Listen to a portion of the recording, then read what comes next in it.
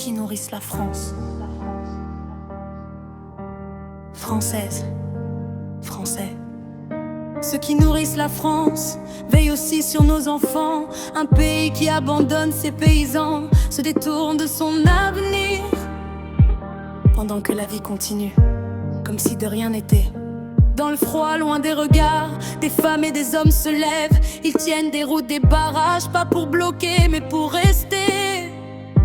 Ce que tu mangeras demain se joue là, aujourd'hui en silence. Ils nourrissent ce pays depuis toujours sans bruit. Paysans, agriculteurs, visages fatigués, cœur debout. Ce n'est pas abstrait, ce n'est pas loin. C'est maintenant, c'est ici. Pendant que certains décorent Noël, d'autres sont loin de leur famille.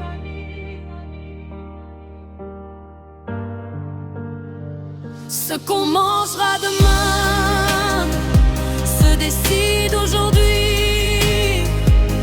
Dans le froid, sur les routes, pendant que la ville dort tranquille.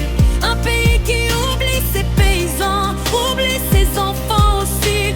Merci à ceux qui tiennent encore pour nous, pour la vie. Ils ne sont pas là par plaisir ni par colère gratuite. Ils sont là parce qu'ils n'ont plus le choix, parce qu'ils arrivent à la limite. Ils se lèvent avant le jour, travaillent sans compter les heures, vivent avec les dettes, les normes, les contrôles, la peur. Ils produisent une nourriture réelle, issue de nos terres, de nos saisons. Et pourtant on les écrase, on ferme des fermes, on détruit des maisons. Des troupeaux disparaissent, des vies s'épuisent en silence. Et trop longtemps tout ça s'est fait dans l'indifférence. Ce qu'on mangera demain, ce n'est pas un détail. C'est la santé de nos enfants et le prix qu'on ne voit pas. Un pays qui sacrifie ses paysans se condamne doucement. Merci à ceux qui tiennent encore, malgré le froid, malgré le temps. S'ils sont là aujourd'hui, ce n'est pas seulement pour eux, c'est pour que la France continue à manger quelque chose de juste, de mieux. Pour éviter que nos enfants grandissent avec des produits venus de trop loin. Produits sans visage, sans règles, chargés de tout sauf de soins. Ils se battent pour l'assiette, pas pour le profit, pour que le corps humain reçoive ce qu'il mérite. Ici, mais dans les rayons, bien éclairés, on parle de prix. Jamais de santé, de promotion, de volume, jamais de vérité. Les grandes surfaces savent, mais elles choisissent la marge. Pendant que les champs se vident, les importations entrent en grand. Décisions prises loin des terres, loin des étables, loin des maisons. Accords signés sans regarder ceux qui nourrissent la nation. Pendant que tu remplis ton caddie, tes enfants mangent ce que tu choisis. Ils font confiance sans savoir ce que leur corps reçoit chaque nuit. Allergie, fatigue, maladie arrivent de plus en plus tôt. Ce n'est pas un hasard, c'est un système, un choix.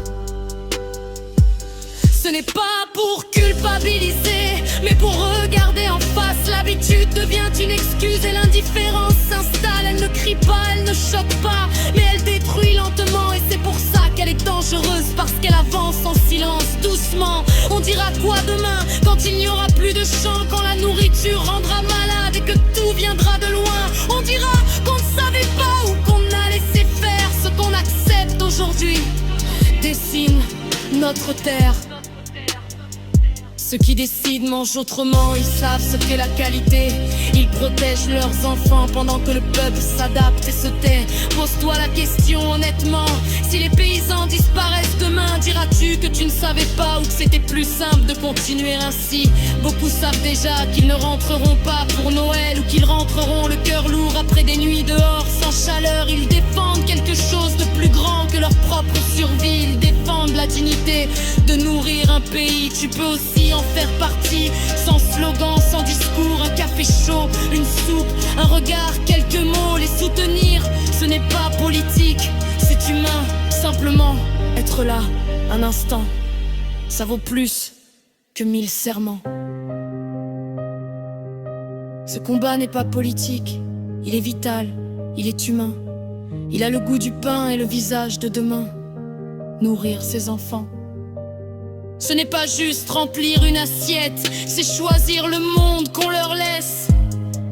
Un jour, nos enfants demanderont pourquoi les paysans ont disparu, pourquoi la nourriture rend malade, pourquoi importe ce qu'on savait produire ici.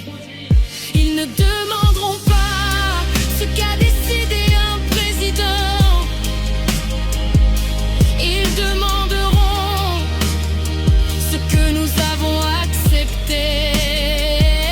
Regarde ton assiette, regarde tes enfants.